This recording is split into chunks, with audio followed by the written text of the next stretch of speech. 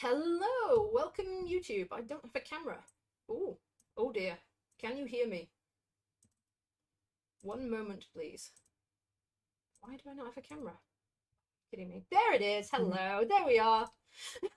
I knew something was going to go wrong, so if that's the only thing, then we're doing Got quite it out of the well. way. Yep. That camera was there earlier, I promise. I checked this literally seconds ago. Hello, welcome. If you can't tell already, if it's not obvious, we are Odd Voice Out. I'm Casey Finn, and this is the fabulous Kell Cowley, who we will be interviewing on this special little live moment tonight to discuss your brand new book, The Player's Craft, indeed. I don't want to do too much of an intro because obviously what would be the point of an interview if I tell you everything to begin with. But yeah, just to give you the overall context, I guess The Player's Craft is a sequel to a book that was released in 2019, which was The Vagabond Stage, and both of them feature queer historical themes from predominantly the Elizabethan period and young characters, because of course we're a young adult press, so we're diverse in history as we are in contemporary work, to talk about young characters that are finding themselves, finding their identity and going through various trials, but with the added bonus fun of trying to do that way back in history when we were a lot less woke than we are now. So welcome, Cal. Hey, Casey. Nice to have you on the proper screen instead of Zoom like last time. Yeah, not pinged at the moment. Not Nope. currently pinged. Let us hope not. A brief window in between pings. So, yeah. So, as I mentioned a moment ago, The Player's Craft is a sequel, obviously. It would be helpful to us, I think, if you could talk about it initially in conjunction with The Vagabond Stage, to be able to say, to introduce us to Timony as a main character, and to say, where was he in that book for those who might need a refresher or haven't read it yet, available for purchase now. And where can we find him in the second book? What's happened since? Okay, so The Vagabond Stage, as the title suggests, it's about a troupe of travelling players in the Elizabethan era, and as the title suggests, they're going through their penniless artist stage in the Vagabond Stage.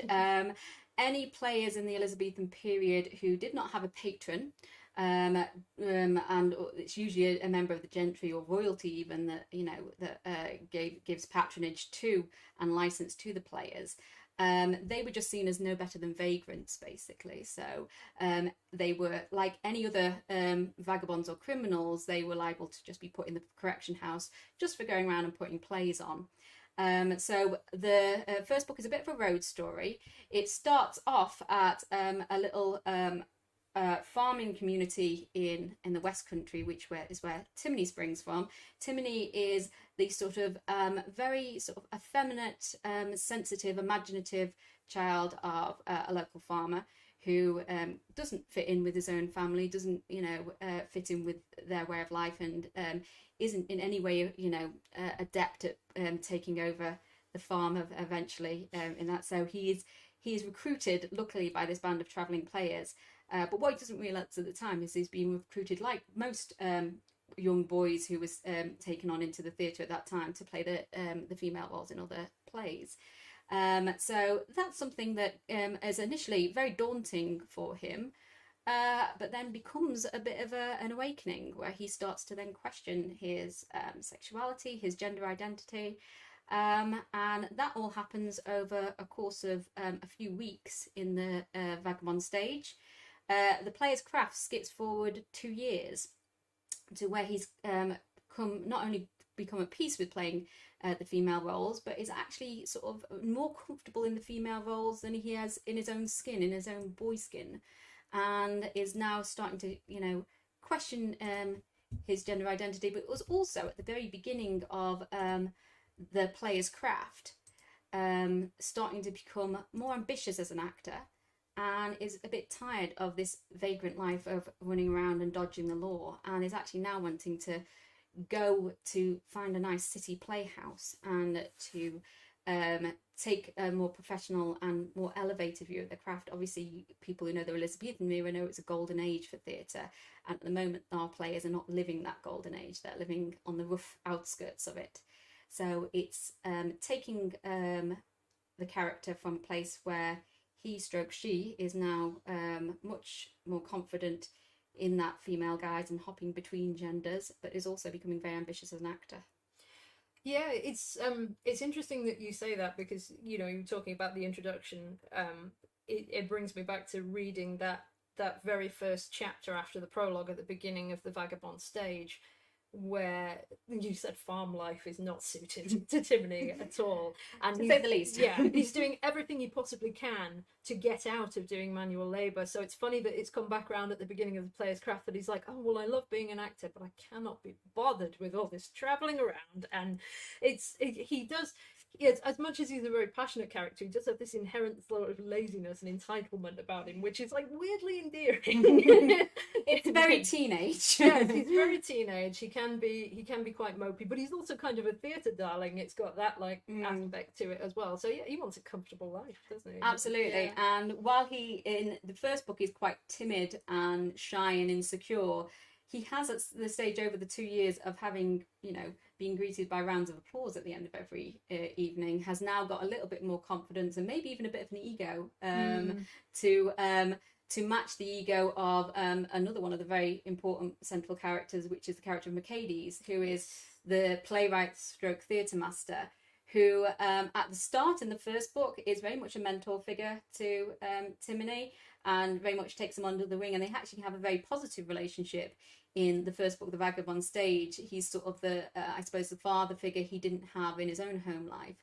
Now that Timony's got a little bit more confidence and a little bit more of, I would suppose, an attitude, and is a bit more outspoken, they are at loggerheads quite a lot in this book, because Makaydees, while he appreciates Timony for talent and feels like he's found the strongest leading lady maybe that he's ever had, he doesn't appreciate anyone telling him what to do with the scripts, which is what Timony starts doing. A writer's worst nightmare. Yes, if anybody could tap into that, it's going to be a writer, isn't it? To know that for sure.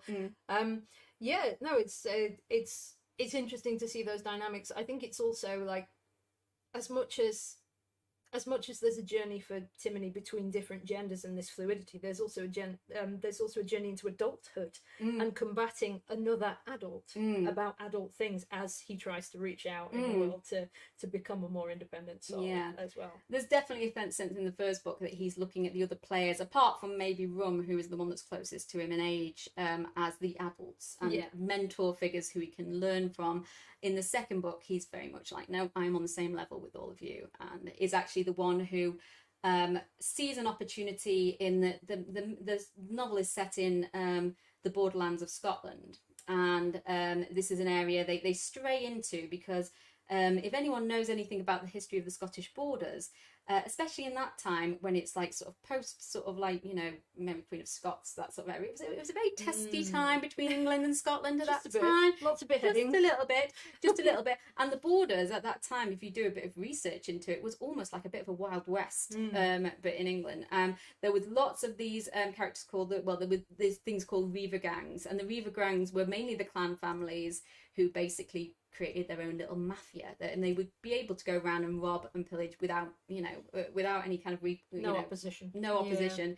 So they stray into this frontier land when they want to run from the law again, because they usually are, and they end up falling in with, they discover this castle hidden away in the valleys, which is a little bit influenced by a castle called the Hermitage, which really is in the borderlands of Scotland. So it slightly was inspired. It's not meant to be that way. It's meant to be in the same era and the same kind of fortress castle. It's sort of like a fort that would have been used during the war is now sort of just unoccupied. It's inhabited by these this gentry called the Quarms, who are very sort of isolated, eccentric, odd lords that have been and lords and ladies that have been sort of abandoned out here. You find out later in the book why they're so obscure. I won't tell you why exactly they've been left in this isolated state, but it's them that Timony sort of decides to headhunt as potential patrons to the theatre, which can take them to a next level in their career and maybe give them a bit more clout to sort of join the ranks of, I suppose, the the players of the time, which would be the Shakespearean players at the time, who they are on the outskirts of. Yeah, it's one of Timmy's main goals in the book, isn't it? Certainly, is to do that. I will say that if anybody hears anything interesting that they have any further questions about, by all means, drop it into the live chat, or if you just want to say hello, you're very welcome to. We are about 40 seconds behind you, so please don't be offended if we don't appear to notice your question right away, because there is massive stream delay on YouTube. But yeah, if anybody has any additional questions and they'd like to ask them as we go along, but if you just want to hear Kell talk, then she's going to do that. So you're getting your money's worth out of this free video. Yeah, it's interesting that you started to touch on some of the inspirations, talking about sort of real places that you know of from the time and research into the era.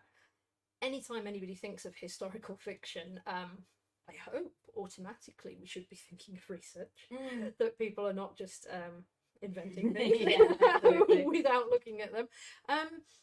So what drew you into the Elizabethan period? And I guess what I'm interested in is, did it all come from the idea of the Elizabethan period and the research that you did, or were there characters and stories and issues that you wanted to talk about that fit in there, or was it all more or less the same creation? So I've always been into my Shakespeare, and not only Shakespeare, but actually a lot of other Elizabethan playwrights. I'm really into Marlowe, maybe even more so than Shakespeare. I like Marlowe's stuff. Contentious stuff. Yeah. I like and Johnson. I got quite into the playwrights of that era. One of the sort of big inspirations for this, though, was when I first watched the Gary Oldman Tim Roth film version of Rosencrantz and Guildenstern are Dead.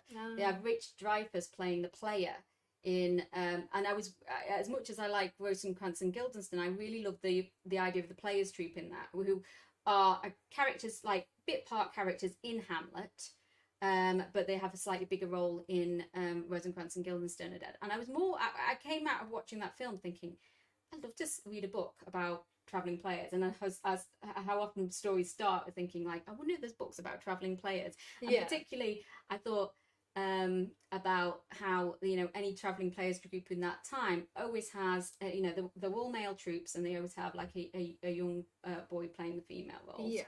And so I just thought, again, what it was mainly the idea of that tradition, and thinking what that might be like. And apart from anything else, I think I was also thinking of Shakespeare's lost years and things like that, and the idea of the idea of traveling troops. And I've always find it very romantic, the idea of anyone who is like a traveling artist and has like a wagon that they go around with and like goes from town to town doing that sort of stuff.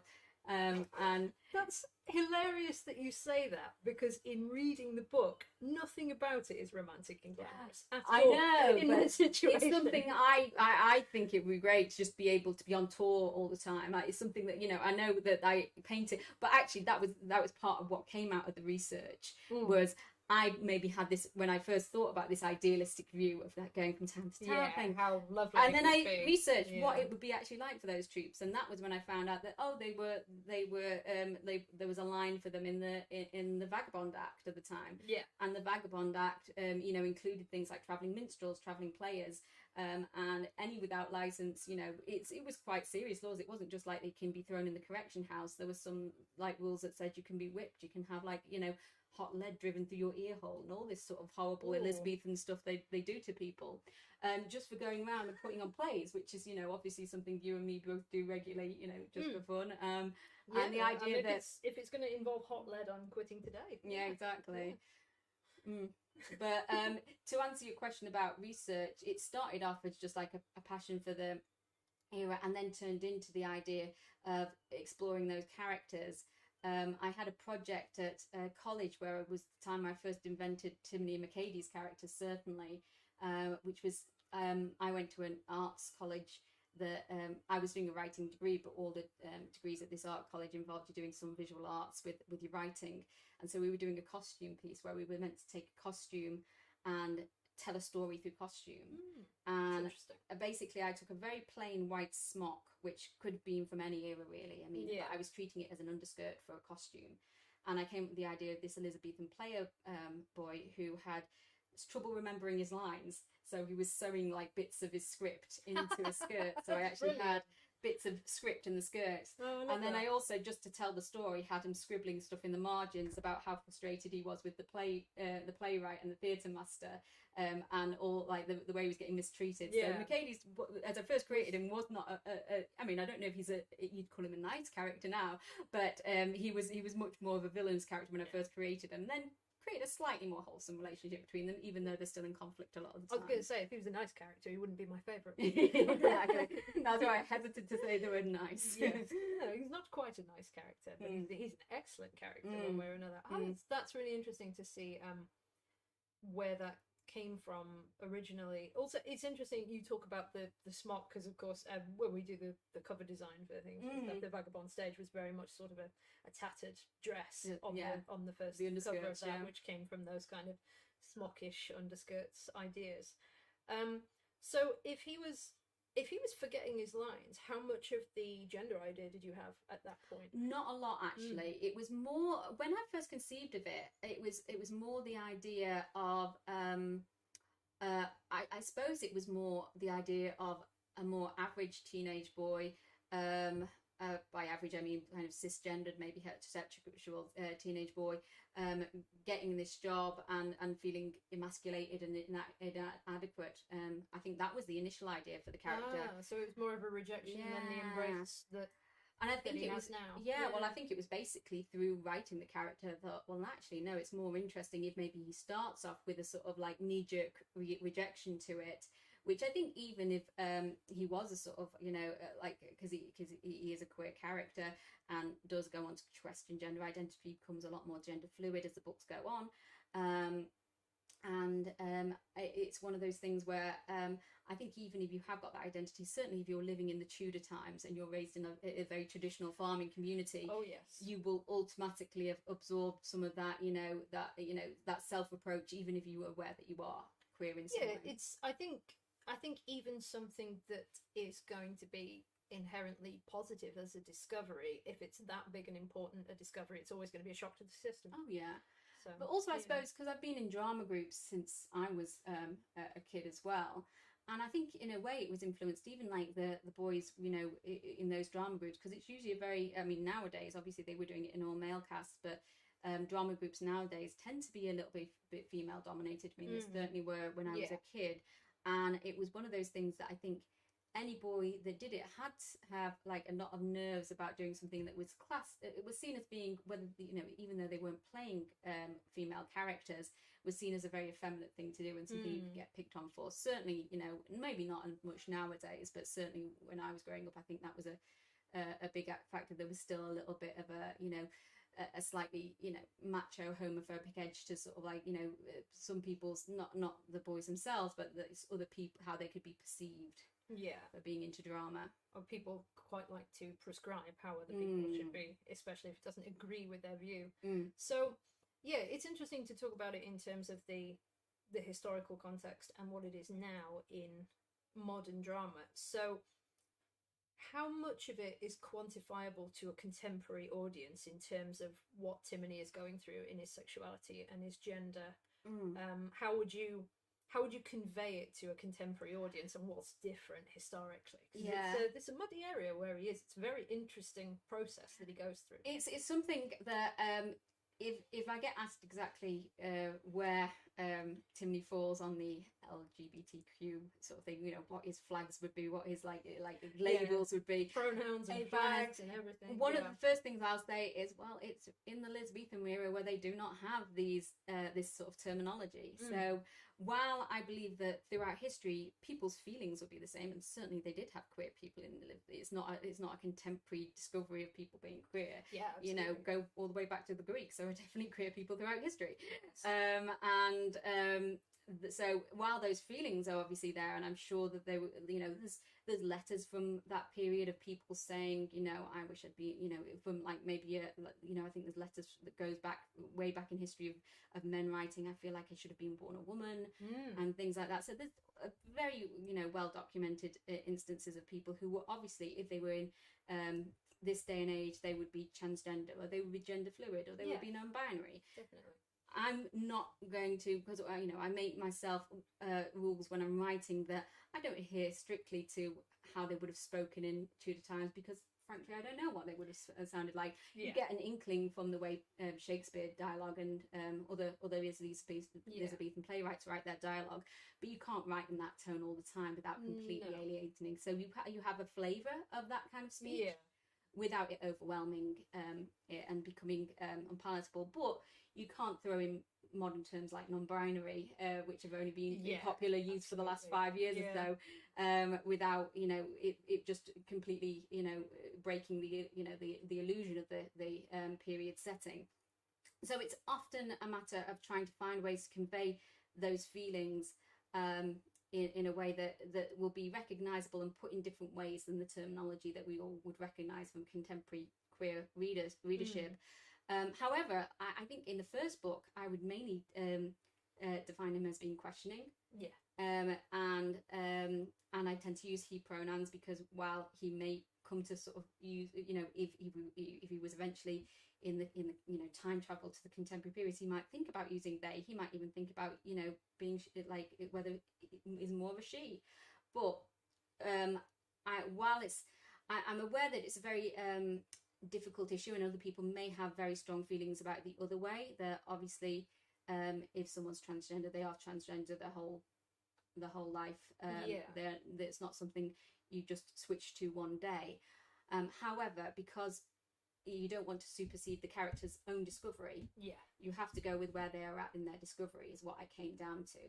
And at that time, he is still very much thinks of himself as a boy, and is still a bit alienated by the idea of putting this girl's role on. By the time we get to the second book, I would say I definitely consider him, her, a gender fluid character. The books are actually, I should mention, are written in first person, so I have the luxury of using the nice gender neutral I for any time Timony is on the page, and it really does vary from whether he is or she is presenting as male or female in a given scene. Other characters will refer to them by whichever pronouns they are like presenting in the moment. What they see is what they say. Exactly. Yeah, I was going to say that because I found that interesting. There's a marked difference in the player's craft that when Timony is sometimes mistaken for a she, even just briefly in passing, there's no resistance, there's no issue with that. There's even a bit of a buzz, I think. It's like this is successful. I can be whatever I want to be in this moment. And I think it's interesting because it's such a what would be seen as a very deviant behaviour in the Elizabethan period, but it's very freeing for him to be getting away with it in a time when there's a lot of persecution and prosecution around these things. Oh, absolutely, yeah. To be in a profession where it is permissible, and it also becomes a bit of a choice, because you'll know from reading the story, I won't want to spoil too much, but there is a moment when Timony is tasked with playing a male role all of a sudden on stage. I did enjoy that. And it does not go well. He suddenly finds he's not very good at playing pinball, where she, when she's in she mode, is the diva, is the star, and and it's like it is now concerned about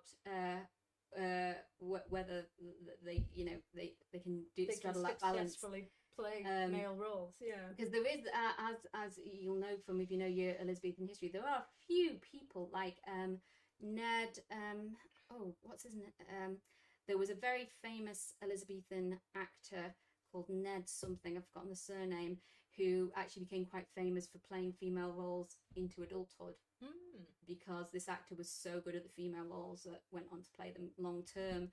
But for most actors who were the boys that were cast, I think they basically had a shelf life in those roles, and once they reached mature, like, you know, once they looked too manly for those roles, they would move on to playing the male roles, and they would cast another younger boy to play the female roles. Yeah. Which it makes practical sense at the time, I suppose, in, you know, a time when cosmetically changing your appearance wasn't as efficient as it is now, especially in modern theatre like this.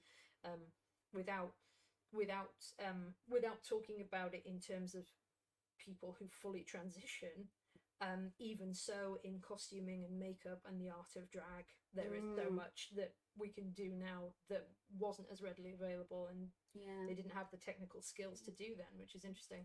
And absolutely, I do think if Timony was alive in the 21st century, it would be things like potentially drag or some, it would be some other performance art, but it would definitely be something where there was some kind of gender performance going on. Yeah, those appealing outlets would be, and indeed are, a space for people to examine their gender in whatever freedom that they choose to, which is it's really interesting to think about these parallels between the historical and the contemporary, for sure.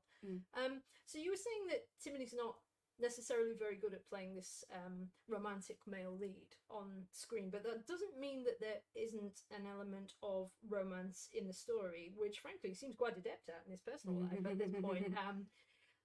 So there's a character from the Vagabond stage called Rum, who is has in the past been the boy who played the girls, for reasons that we won't go into for people who haven't read the Vagabond stage. Rum is no longer in that role. But there's a rivalry, romance, there's butting heads, there's sexual tension between Timony and Rum, and that again was a very formative, exploratory thing for Timony's character during the Vagabond stage. What's going on in book 2? How has that developed? Rum, like you say, starts off not liking Timony one bit. Rum is very much more of a boy's boy. He's the sort of like he's a bit of a roughhouse. He's a bit of a gambler, but he still loved playing the female roles because it was the main role, and he was the one who wanted to be at the centre of attention. So he wanted the roles for that reason, even though off stage he is much more of a lad's lad. And it soon comes to be that he finds that Timony is just as mischievous as he is, so he soon finds a partner in crime in Timony, and from partners in crime it also develops a bit of tension, romantic tension, that towards the end of the book you can see that they're going into a relationship. At the beginning of the Player's Craft, obviously it's 2 years later, and what you find out is that they've had a bit of an off and on relationship, but the rest of the players troupe themselves have decided to separate them because they are too much trouble together, so frankly. Missed all the fun bits in between. We need a novella in between. This is something that there's an idea for as well. Definitely. For the shippers. Yes, but there is still plenty of back and forth between Rum and Timony in this book, only they are going through a bad patch, shall we say, where they've been sort of separated, and during this separation period Timony has developed a bit of a crush on Laverne, who is another one of the players. Rightly so. Yes. Laverne is bae. There's my ship right there. Yeah. Laverne is he's again probably more sensitive and more Laverne is sort of the caretaker of the group a little bit. He's sort of at the start, he's in the first book certainly he's termed as being the sort of warrior one, the cautious one. But he's not in any way cowardly. He's like, if there's a problem, that if any of his troop are in danger, he'll be the first ones to step up and take control. But he's I suppose like he's the one again. A lot of the players in this troop have been females, the female role previously. So Laverne was the female role before Rum. So they've all been sort of through a similar transition into like playing that role first as their kind of rites of passage, and also reacted to it in very different ways, which is very interesting. Different ways. Totally different ways, which I think also is another really interesting way to represent the different strands of identity, and that everybody's journey is their own, even though they've gone through very similar processes, although admittedly some have had very different experiences of it. And Laverne's experience is certainly radically different from what happens to the younger lads in the story, which I found was a really interesting sort of subset of the plot, which takes it into, I think it's fair to say the Player's Craft is darker than the Vagabond stage. Yeah. In some of its aspects, even though it's a really fun adventure, it's got some much more serious moments of discussion. I would say, not to give too much away, but Laverne, who is described as very handsome, so you can imagine him being very pretty when he was in the girls' role, experienced quite a lot of the more negative aspects of being a very pretty girl in those times. And I won't say any more than that initially. But he didn't have a good time in those roles at all, and that's something that comes out, and you start to see that this sort of angsty warrior in the first book had a lot of reason to sort of have these anxiety issues, and that's something that we learn about him in the second book, whereas someone like Rum basically just enjoyed the female roles for the attention, and was very quick to transition back into being a boy's boy, and Timony is in the place now where just simply wants to hang on to these female roles because he's far more comfortable in them than he thinks he'll be if he went to play male roles. Yeah, it's interesting to see all these different strands of it. So whilst we're talking about character, can we talk about Makaydees now? Oh, we're very happy to talk about Makaydees. Yes, it's time to talk about Makaydees, who is, I think, as a lot of adults are in young adult books, clearly a very big influence, but also the plot is constantly trying to get away from him because otherwise he wouldn't let you have any fun. Exactly. So he is the playwright and he is the master of his theatre troupe. And as we already talked about earlier, there's a bit of a conflict. There's a struggle going on between him and Timony now. But I think there's some very tender moments to it too. But for fans of Makaydees like me, what is his role in the Player's Craft now? Well, in a way, it's to particularly in the Player's Craft. As I said in the first book, he's a bit more of a mentor figure, and I think they have a slightly warmer relationship in the first book. In the second book, there starts to be a load of conflict between them about the type of plays that Makaydees writes. Makaydees is a tragedian writer.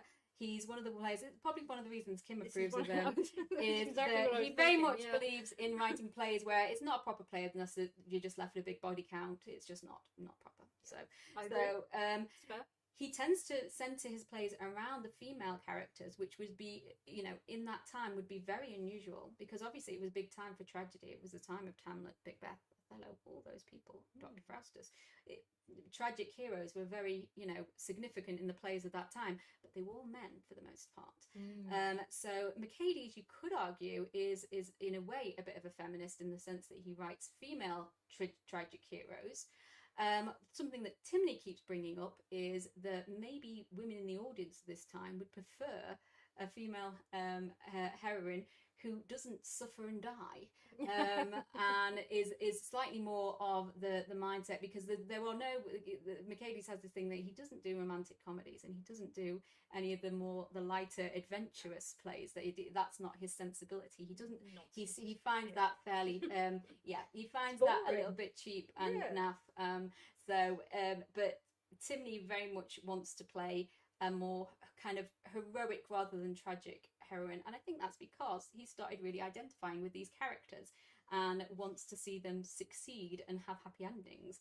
And so there is a bit of conflict between them over that, especially when he meets some female characters in this play who sort of further influence him to wanting to show a different side to female characters other than sort of victimhood and suffering, which is very much of Makaydees' taste. That's what I was going to say, because there's this allegorical thing in the way that Makaydees writes women, which perfectly maps over the prospects for any woman stepping out of line in any unusual way, and indeed many women who were perfectly obedient at the time that were just picked on like, you are a witch and you will die. This is why I was reluctant to say he's too much of a feminist.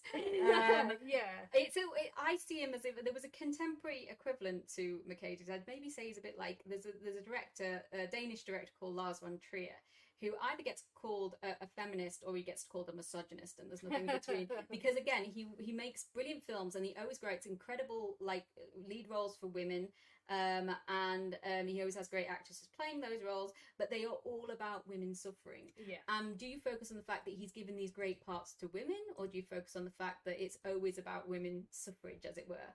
And I think the opposite. I think again, this thing of like, it's a tragedy, and you know, a great you don't look at Hamlet and think, oh, that's all about making a man suffer, you must hate that man, you know. It's very true. Exactly. So why would you do it with a gender reversal? But at the same time, Makaydees is a guy who, it's revealed in the first book, had one love affair where he had his heart broken, and ever since that he's been a bachelor on the road, and he hasn't really interacted with any other women, so he's kind of lost touch with what a real woman is. Whereas the player's craft involves Timony in particular becoming embroiled in a conspiracy with two very, you know, unorthodox women of the times, which sort of gives him different insights than the women he's playing on stage.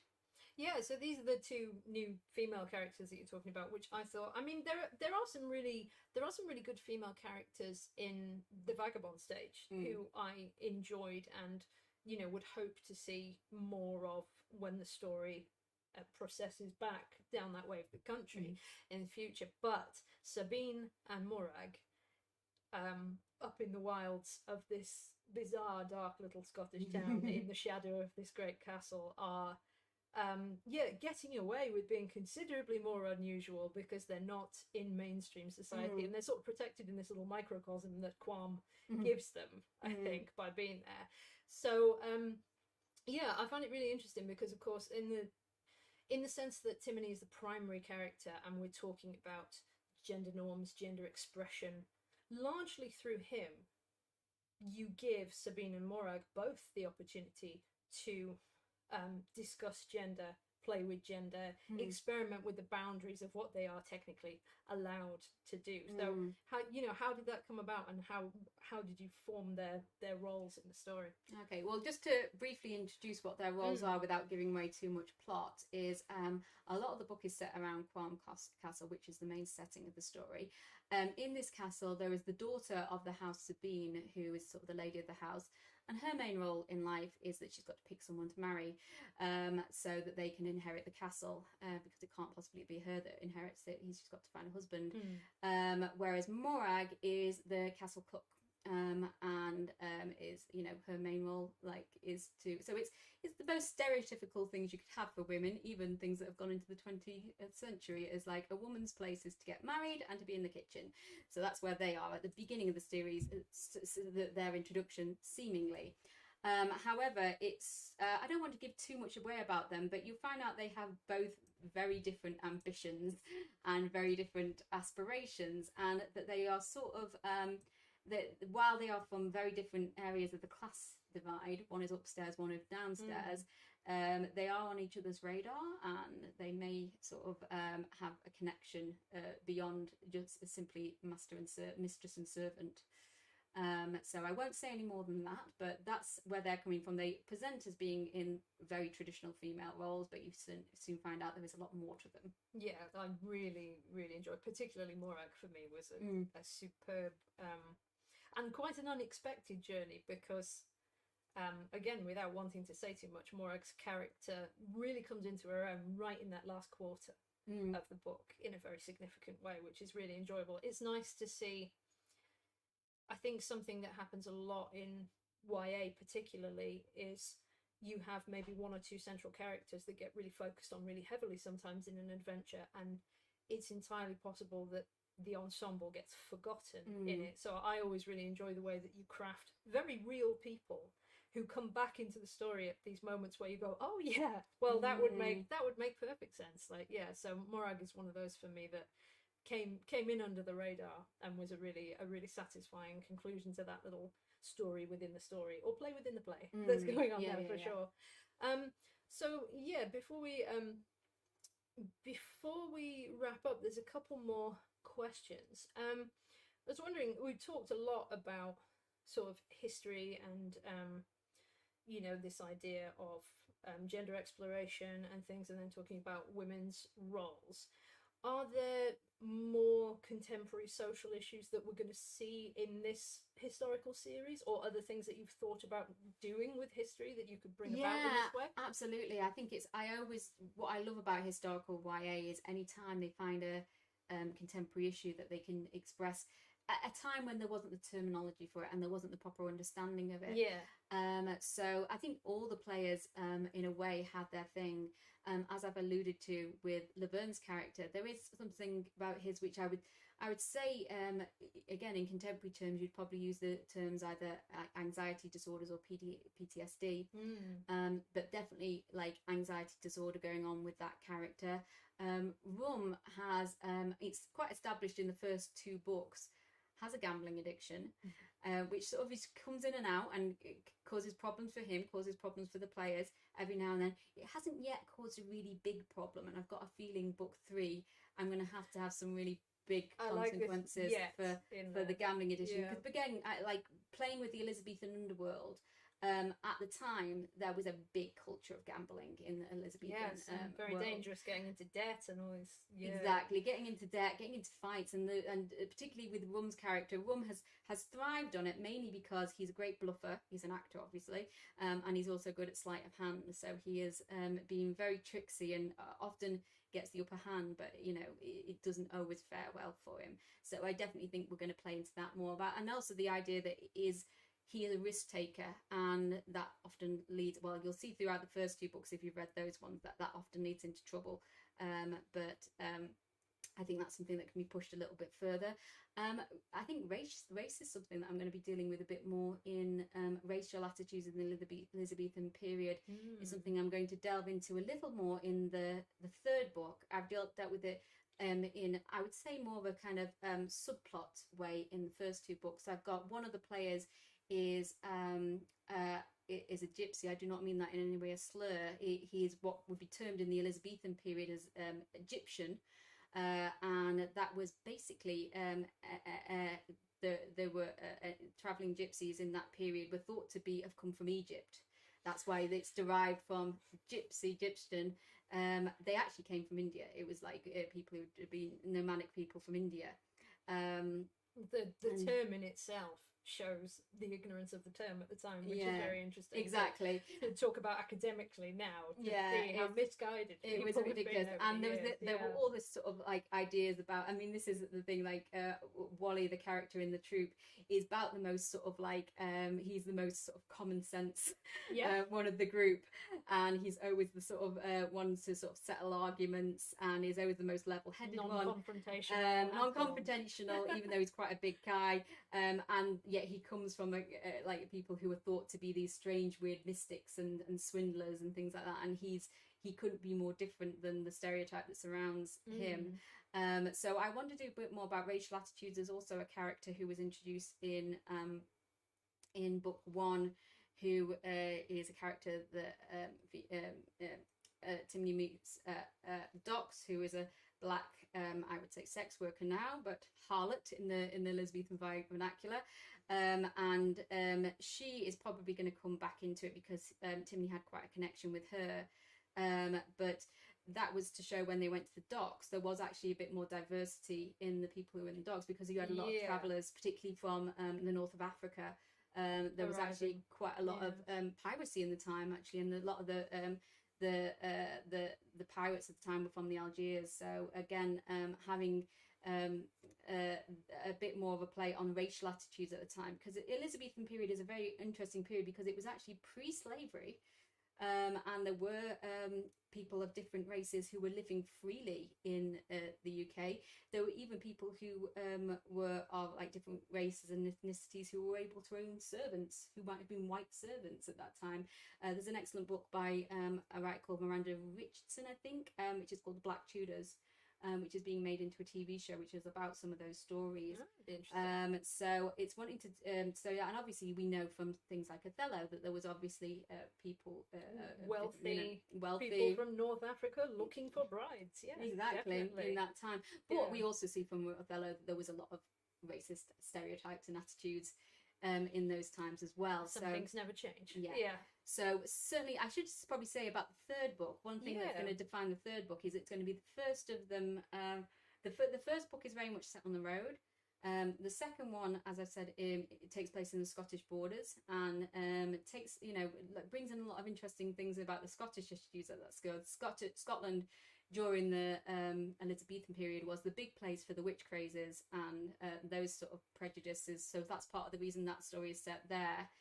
Because there is a theme of witchcraft that goes through. Yeah, I realised we hadn't really talked about, because you touched on the reivers earlier, which was a major part of the adventure storyline. We hadn't really talked about the idea of superstition and that fear that is in people. I think that's part of what makes it a darker atmosphere as well, is that there's a terrible culture of fear in this little village, and anybody new coming in, especially this group of travelling players, just intensifies that and causes more tension and more problems when they get there. They cause a lot more problems than they solve in that village, just by their very presence.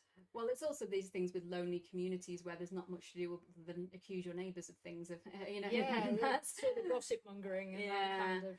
But it's also, I mean, the big thing about witchcraft and why it's a good thing for any kind of gender study is witchcraft at the time was basically a way to sort of, demonize women who were get rid of troublesome women who were smart, who were ambitious, usually who were married, because they were the women that were a problem at the time. So yeah, that was the idea behind that, and who were these women, and it was usually people who were maybe the town wise woman, who would be a woman who would be maybe working to create medicines for everyone in the town, and they'd be saying, "Oh, she's a witch, burn her," and that's not. Yes, what and you then they do. all die of plague next year. But continue to blame the witch, despite the fact that she's a healer. Yeah, absolutely. It's interesting that you talking about. I think there's a parallel. Maybe I didn't realize it until just now. Actually, in reading it, where I saw things in terms of the written word and the spoken word, this idea of representation and changing people's ideas through things like writing and performing plays, through things like gossip, through things like storytelling, improvisation, lying, pretending to be somebody else. There's a really interesting intermingling of the power of words, which, as rightly there should be, because there's a huge theme of writing plays and performance. Oh yeah, there's three main characters you're introduced to in the castle setting, and they're all playing a role. Yes, as you will notice, and so it's very much like even the characters who aren't actors, they're actors. Yeah, everyone has their role to play in the story, for sure, in more ways than one. Yeah, there's a lot to discover. But I was going to go on to say that the third book is going to be the first one that actually takes the story to London. Yes, which is obviously where you want as a destination for the third book, because that was where the golden age of theatre was happening in that era, and they will be getting to London. And again, it's going to be set just under 2 years this time, but it's going to be set around the last year of Queen Elizabeth's reign, because I really wanted to write something about the slight thing of, after having this very solid female monarch for many years, suddenly that queen dying and there being a slight upheaval, the return of men. The return of men, also the return of there's going to be quite a lot. I'm going to go into the Puritans a bit more as the villains in the third one. Down with theatre. It's going to be excellent. Which is actually what happened, because Elizabeth, because she loved the theatre so much, she got to sort of clamp down on the Puritans, and they're sort of trying to do away with theatre. But as soon as she went, it was like, right, back to down with theatre. It's all, it's all completely, salacious and this is leading corrupt. People astray. This is not a good use of your time. Go home to your Bibles. Don't watch the theatre. Yeah, no, that's going to be a really interesting theme. How old will that make Timony? Timony will be 19 in that 19. one. He's 15 wow. in the first Quite one, the journey. 17, Gosh. 19. And actually, one of the big things that's going to be with Timony at that age is in particularly book 2, like I say, I have him as this very gender fluid character who hops very easily, is very androgynous looking, and very easily passes for either gender that he or she plays as. In the third book, I'm wanting to have a bit of a late growth spurt going on, and a bit of a moment of suddenly not being able to pass as easily, but still very much feeling that that female persona is there and doesn't want to let go of that and doesn't want to let go of that role. But I thought it'd be interesting to take it one thing where he is now really physically come into manhood, but mentally is still in that female guise. So that's something I'm going to be playing with a lot. That's very interesting. And again, I think that's as much as I think that it's quite fun in the first book to be able to play that character who is just that has that joy of being a very androgynous, attractive young youth who's able to just be just as seductive in both roles, to suddenly get to that stage where it's like, oh, you've got a bit taller, your voice has gone a bit deeper, your shoulders are a bit broader, you can't pass anymore, even though that's a role that he felt at home as, and still it's the idea of sort of that I suppose again, I don't like to ascribe labels to Timony's character. I think again, if she was living in contemporary society, they would question all the sort of things of like, am I trans, am I non-binary, am I gender fluid, and there would be a lot more options. What does this discrepancy between the outer and the inner mean to me, and where do you sit on the scale of how you physically are and how you physically present versus how you feel inside, and where are you comfortable on that scale? Though another thing I'm going to have once we get to the city setting is Timony discovering the high Elizabethan fashions, male fashions of the time, which of course are very effeminate anyway, and saying, well, it's not like when I was back in the farming town and we were all wearing boring sort of like shirts and breeches. Suddenly you can wear ruffs and you can wear like Francis Drake. Exactly. You can wear just as sort of flamboyant clothes as a man as you can a woman, and whether that's sort of something that again is an outlet for his sort of flamboyant side. Yeah, something else you can explore. That's really interesting. Okay, so in terms of a brief little wrap up, third book is in development at the moment, is being worked on, gives plenty of time for people to read the other two, both of which are now available largely through Amazon, but also through Lulu Press. If you're getting a paperback version, you might get a better deal there. But yes, they're available in ebook and paperback form for the Vagabond Stage and the Player's Craft. But there are some interesting plans in development for the Vagabond Stage over the summer. Yes, at the moment I'm in the process of looking to put out audition pieces for getting a voice actor to create an audiobook, which is going to be very interesting because I'm kind of open-minded about, again, gender-wise, I'll be looking for someone who can do a very androgynous voice, so I might make it quite open to interpretation who comes and reads. For why it is first-person narration, it's going to be whoever can do a voice that has a sort of kind of intergender quality, really, that sort of always able to sort of go from masculine to feminine. So it's going to be very interesting trying to cast a voice actor who can pull that off. I love the idea of a very open audition process of who sounds like Timony. Doesn't matter who they are. Do they sound like Timony? Is this authentically Timony's voice? So yeah, it's going to be really exciting to be opening that up. If there are any budding voice actors listening, those auditions will be opening later in the summer on ACX, which we will be promoting through the OVO newsletter. So at any point, please do visit oddvoiceout.com and sign up for the newsletter, or follow us on any of the social medias, which all have exactly the same tag that you will see there at oddvoiceout, because we're always looking to work with other creative people, absolutely, to see what they're doing out there, especially people who are, on the push for diverse works, own voice representation. Obviously, it's always wonderful to be able to include younger people as well, because we're writing for a teen press. We don't just want to be a bunch of adults talking about teenagers. We absolutely want to be working with them, which we've been lucky enough to do in our anthology projects, and also in the audiobook of Fallowheart, which was absolutely wonderful to find a very talented university student, a young adult actress herself, who was marvellous in that. So yes, it's going to be exciting to get another new voice, because this will be your first audiobook as well. Yes, very excited, very excited. And it was wanting to do one where my other books, Shrinking Sinking Land, I would love to do, but it's also they have multiple viewpoints in Shrinking Sinking Land, so I'd have to decide whether I want just one voice for all that or whether I want more than one narrator for that one, because there are several different character perspectives. But it seemed good to start with the player's books that are just one voice all the way through. Yeah, absolutely. I just realised that Mr. Red Rooster has realised that there is a chat on the side. Yes, there is indeed a live chat. We're about 30 seconds behind you, so you may well be typing something else that we haven't seen yet. We'll hang on. Or hearing something fun to say. Yes, if Mr. Red Rooster has any interesting questions. Indeed, if you have any questions, get them in now, because we're delayed, and then we'll see them because we are looking to not be here all night. So yeah, we'll see if any questions come in, but just in general, to wrap up, I have a suggestion for a title for the third book. Good, because I've still got like several that I'm throwing darts at to try and decide which one I like best. You're not going to like it, it's not serious. But, my suggested title or subtitle is Makaydees Fixes His Intimacy Issues. Yeah. That is something he may do. Now, wouldn't that be wonderful? Yeah, it's. I've already got rough outlines for particularly the main players, all having a little bit of an arc in this last book. I do want to bring it back to the core.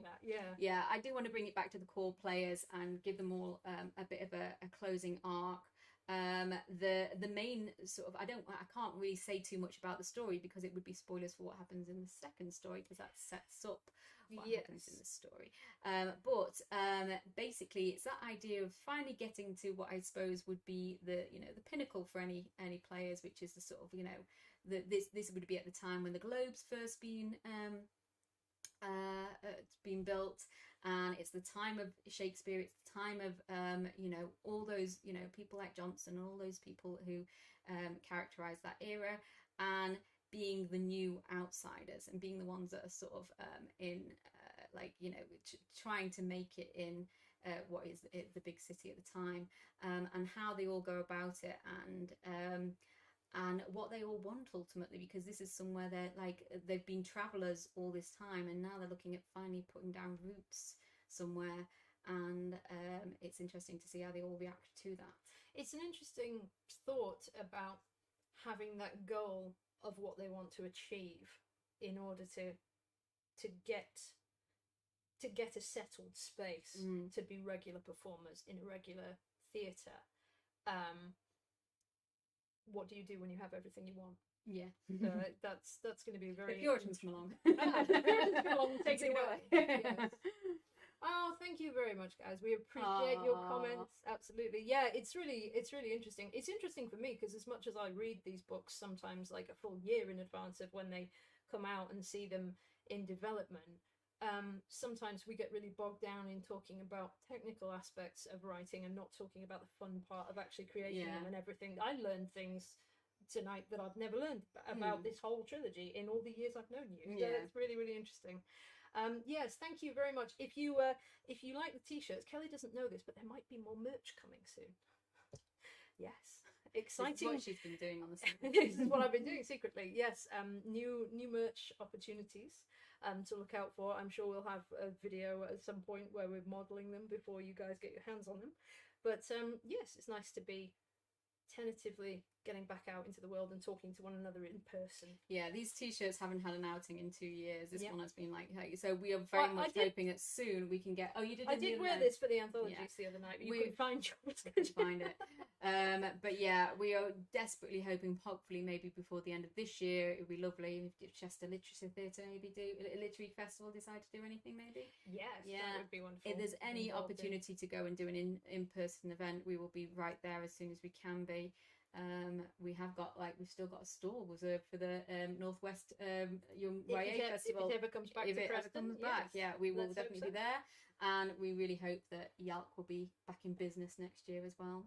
Yeah, definitely, that would be excellent. But for now, it's absolutely wonderful. If you need a plus size male model, let me know. We will. That'd be absolutely lovely. Will. Why not? But yeah, I mean, for now, thank you so much, Kel. It's been really informative, and I'm sure this will be a wonderful hour. And even people who have when they've read the Player's Craft, I think it's going to be wonderful to direct people back to this to explore things as well that are coming. And of course, we'll be waiting for that last one. So people are going to be rewatching this for clues and tidbits the whole way. I think I mentioned as I came over here that I had Rum and Timony talking in my head on the way over because I was thinking about this interview, and I was like, oh dear, the ideas for book 3 are now coming because I'm thinking about book 1 and 2. Yes, that is what we want to hear. And on that marvellous note, we will leave you. Thank you so much. We've had some really great engagement, really good viewers tonight, and thank you for your lovely comments as we finish off. So we will wave bye-bye and then transition you out with some more witchy music. So thanks, guys. We'll be back soon.